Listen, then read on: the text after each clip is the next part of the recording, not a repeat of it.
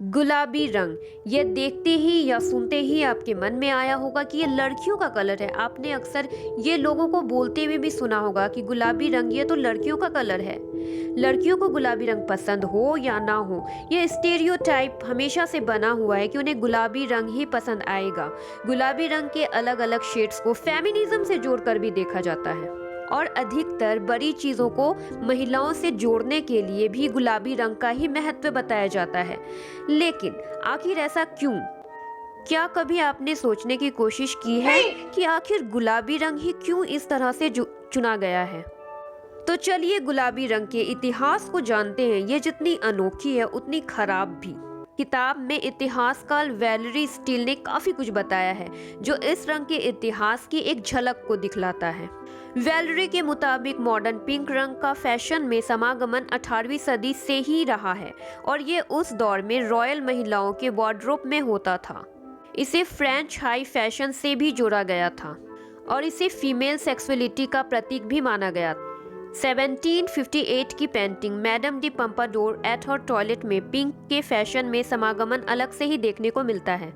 इसके बाद धीरे धीरे पिंक मेन स्ट्रीम होने लगा। 19वीं सदी आते आते ये एलिट क्लास की शान बन गया और महिला पिंक कपड़ों और फैशन एक्सेसरीज की तरफ आकर्षित होने लगी। फिर आया हॉलीवुड का दौर और उस दौर में गुलाबी रंग स्टेटमेंट ही बनता चला गया। मार्ली मुनरो का आइकॉनिक पिंक गाउन एक सेक्स सिंबल की तरह देखा गया। उस दौर में 1950 के बाद से अमेरिकी सोसाइटी में गुलाबी रंग सेक्सुअलिटी का प्रतीक मान लिया गया। इसके बाद से pink rock and roll music और रॉक बैंड का प्रतीक बन गया और 2000 आते आते इस रंग ने फेमिनिज्म की शक्ल ले ली। ब्रेस्ट कैंसर अवेयरनेस के सिंबल से लेकर माई बॉडी माई चॉइस के महिला मोर्चा तक गुलाबी रंग एक तरह से महिलाओं से जुड़ गया। लेकिन अब बात कर लेते हैं कि आखिर इस रंग को कमजोर रंग से कैसे जोड़ा गया।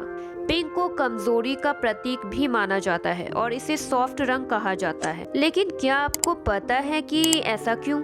पहले विश्व युद्ध के बाद के समय में कैदियों को जिन जेलों में बंद किया जाता था उन जेलों की दीवारें भी गुलाबी रंग की ही होती थी। ऐसा इसलिए क्योंकि उस दौर में ये मान्यता थी कि गुलाबी रंग देखने से मन शांत होता है। ऐसे में कैदियों की लड़ाई झगड़ा बंद करवाने के लिए यह काम किया गया था।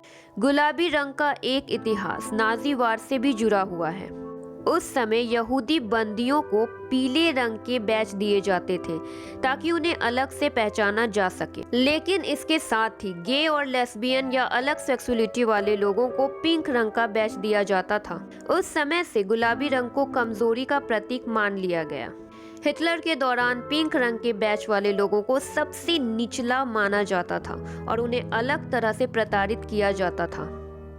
तब से ये रंग और कमजोर बना दिया गया। इसे लेकर एक स्टडी भी की गई जिसे बेकर मिलर पिंक कहा जाता है।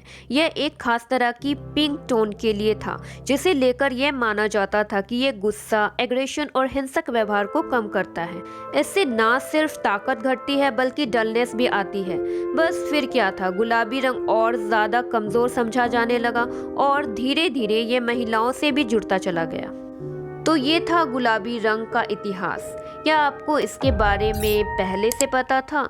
आपका फेवरेट रंग कौन सा है? आप हमें कमेंट बॉक्स में बता सकते हैं।